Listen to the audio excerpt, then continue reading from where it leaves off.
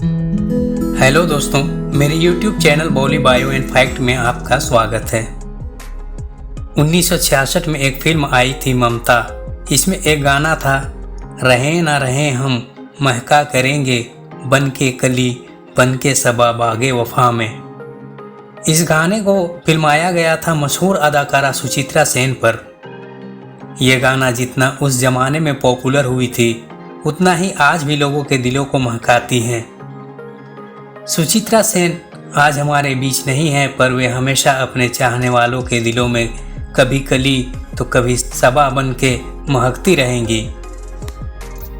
जी हाँ, आज हम बात करने वाले हैं हिंदी और बांग्ला फिल्मों के बेहद ही खूबसूरत और सादगी से भरे अदाकारी के मलिका सुचित्रा सेन का।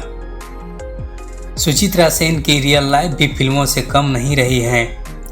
आज हम सुचित्रा सेन जी के उतार चढ़ाव भरे सफ़र के रोचक और अनसुने किस्सों को आपके साथ साझा करेंगे कि कैसे एक सादगी और खूबसूरती की मिसाल अभिनेत्री फिल्मों में आई, कैसे सिर्फ 15 साल की उम्र में शादी और 16 साल की उम्र में मां बनने की जिम्मेदारी निभाई। शादी के बाद बांग्ला फिल्मों में अपना सिक्का जमाने के बाद हिंदी सिनेमा जगत में भी अपनी एक अलग छाप छोड़ी। किस तरह पति की बेवफाई ने सुचित्रा सेन को तोड़ कर रख दिया। साथ ही ये भी बताएंगे कि आखिर क्यों अपने करियर के पीक पर होने के बावजूद फिल्मी दुनिया से कटकर एक अंधेरे और संकीर्ण कमरे में कैदी की तरह जीवन बिताई। यहाँ तक कि मरने के बाद भी लोगों को उनका शव तक देखना नसीब नहीं हुआ। सब कुछ बताएंगे, वीडियो में बने रहिए। और अगर अभी तक आपने मेरे चैनल को सब्सक्राइब नहीं किया है तो जल्दी से सब्सक्राइब कर लें ताकि ऐसी ही रोचक जानकारियाँ आपको मिलती रहें। सुचित्रा सेन का जन्म 6 अप्रैल 1931 को बंगाल के पौना कस्बे में हुई थी, जो अब बांग्लादेश के हिस्से में है। उनके पिता करुणामय दास गुप्ता एक स्कूल में हेडमास्टर थे। सुचित्रा सेन का असली नाम रोमादास गुप्ता था। दरअसल सुचित्रा सेन को बचपन से ही अभिनय का शौक था, अतः वे नाटकों में हिस्सा लिया करती थी।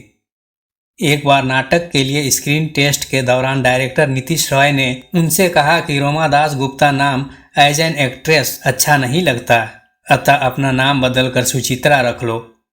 यहीं से उनका नाम सुचित्रा पड़ा और आज उन्हें दुनिया सुचित्रा सेन के नाम से जानती है। 1947 में बंटवारे के बाद सुचित्रा सेन का परिवार कोलकाता आ गया। यहाँ पर सुचित्रा पर एक मशहूर बिजनेसमैन दीवानाथ सेन की नज़र पड़ी। पहली ही नज़र में दीवानाथ सुचित्रा सेन जी की खूबसूरती के कायल हो गए और तुरंत उनके घर शादी का प्रपोजल रख दिया। इतने बड़े घर के रिश्ते को सुचित्रा जी के पिता मना नहीं कर सके और महज 15 साल की उम्र में उन दोनों की शादी सन 1947 में हो गई। सुचित्रा सेन अगले ही साल एक बेटी को जन्म दी जिसका नाम मुनमुन सेन है। सुचित्रा सेन का परिवार जिस तरह खुले विचारों वाला था उसी तरह उनको ससुराल भी मिला। अतः जब उन्होंने फिल्मों में काम करने की इच्छा जाहिर की तो उनके ससुराल वालों ने पूरी छूट दे दी। इस तरह सुचित्रा सेन ने 1952 में एक बांग्ला फिल्म शेष कोथाई से काम करना शुरू की, लेकिन बदकिस्मती से यह फिल्म कभी रिलीज ही नहीं हो पाई। उसके बाद सुचित्रा सेन ने कई बांग्ला फिल्मों में काम की, जिनमें ज्यादातर वे अभिनेता उत्तम कुमार के साथ नजर आईं। सुचित्रा सेन और उत्तम कुमार की जोड़ी बांग्ला फिल्मों की हिट जोड़ी के रूप में जानी जाने लगी। उन दोनों ने 30 फिल्मों में साथ काम की।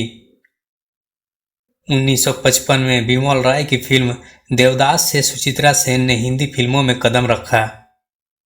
सुचित्रा सेन का हिंदी सिनेमा में आना कैसे हुआ ये भी जानते चलें। दरअसल विमल राय फिल्म देवदास में पारो के रोल के लिए पहले मीना कुमारी को लेना चाहते थे, लेकिन मीना कुमारी का डेट्स नहीं मिल पा रहा था। तब विमल दा ने मधुबाला को फिल्म में लेना चाहा, पर उस दौर में अभिनेता दिलीप कुमार जो उस फिल्म में देवदास का रोल निभा रहे थे, उनसे मधुबाला का अनबन चल रहा था। अतः मधुबाला ने काम करने से इनकार कर दिए। विमल राय को पारो के रोल के लिए एक सटीक चेहरे की तलाश थी। ऐसे में उनकी नज़र बांग्ला फिल्म की अभिनेत्री सुचित्रा पर पड़ी। बिमल रॉय ने सुचित्रा सेन के सामने इस रोल के लिए ऑफर रखा तो वे तुरंत एक्सेप्ट कर ली। इस तरह सुचित्रा सेन ने पारो की भूमिका निभाई और क्या खूब निभाई। इसके बाद तो सुचित्रा सेन हिंदी फिल्मों की भी सुपरस्टार बन गई, जिन्हें हीरो से भी ज्यादा फीस मिलने लगी। हालांकि सुचित्रा सेन ने केवल 6 हिंदी फिल्मों में काम की, लेकिन उनका स्टारडम किसी तरह से भी मीना कुमारी और मधुबाला से कम नहीं रही।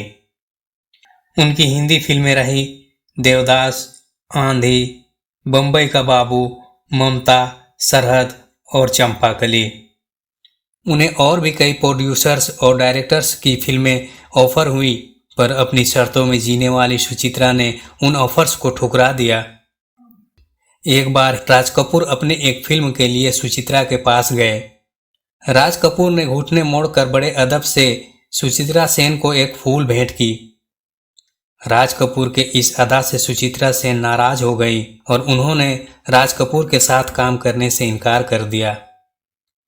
इसी तरह एक बार मशहूर फिल्म निर्माता सत्यजीत रे ने सुचित्रा सेन को लेकर देवी चौधरानी नाम से फिल्म बनाना चाहते थे, लेकिन जब सत्यजीत रे साहब ने सुचित्रा सेन के सामने ये शर्त रखा कि जब तक वे मेरे फिल्म में काम करेंगी तब तक किसी और फिल्म में काम नहीं करेंगी, इस पर सुचित्रा सेन ने इस शर्त को मानने से इनकार कर दी और वे इस ऑफर को ठुकरा दी। सुचित्रा सेन हिंदी और बांग्ला फिल्मों में कामयाबी की पीक पर थी, लेकिन इस कामयाबी ने उनका घर तोड़ दिया। दरअसल फिल्मों में बिजी रहने के कारण सुचित्रा अपने पति को समय नहीं दे पा रही थी। इस तरह धीरे धीरे पति पत्नी में दरार पड़ने लगी। अंततः एक दिन उनके पति दीवानाथ सेन पत्नी और बेटी को छोड़कर अमेरिका चले गए। वे फिर कभी वापस नहीं आए और 1966 में अमेरिका में ही एक हादसे में उनकी मौत हो गई। सुचित्रा सेन ने दोबारा शादी नहीं की और अपनी बेटी को ही अपना सब कुछ मानकर रहने लगी। हालांकि अपने पति से दूर होने के बाद भी सुचित्रा सेन फिल्मों में काम करती रहीं, लेकिन 1970 में उनकी बंगला फिल्म परने पाशा बुरी तरह फ्लॉप हो गई। इससे सुचित्रा जी को काफी दुख हुआ और वे हमेशा के लिए अपने आप को फिल्मों से दूर कर ली।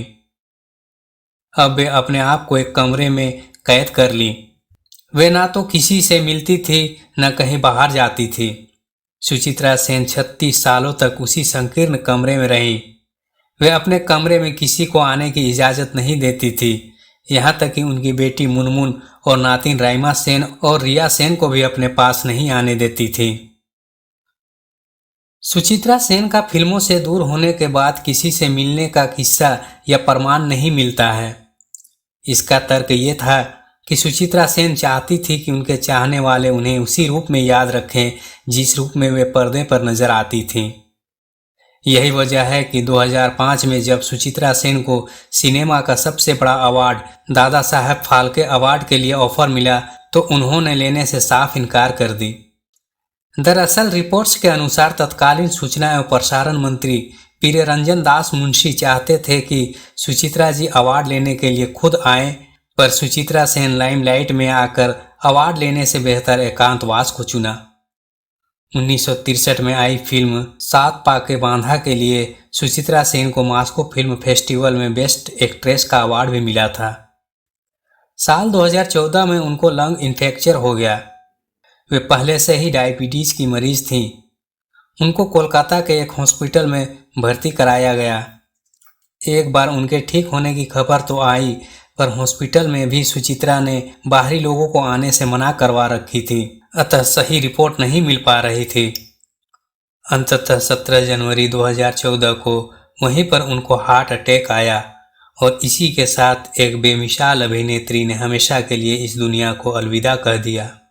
मरने के बाद भी उनका चेहरा लोगों को देखने नहीं दिया गया। मीडिया वाले उनके शव का इंतजार करते रहे, पर दूसरी गाड़ी से उनका शव शमशान ले जाया गया और किसी को खबर भी ना लगी। बहुत कम लोग उनकी अंतिम यात्रा में शामिल हो पाए। आज सुचित्रा जी हमारे बीच नहीं हैं, लेकिन वे इस बागे वफा में हमेशा कली और सबा बन के महकती रहेंगी। आज की वीडियो में इतना ही, फिर मिलेंगे एक और नई वीडियो के साथ।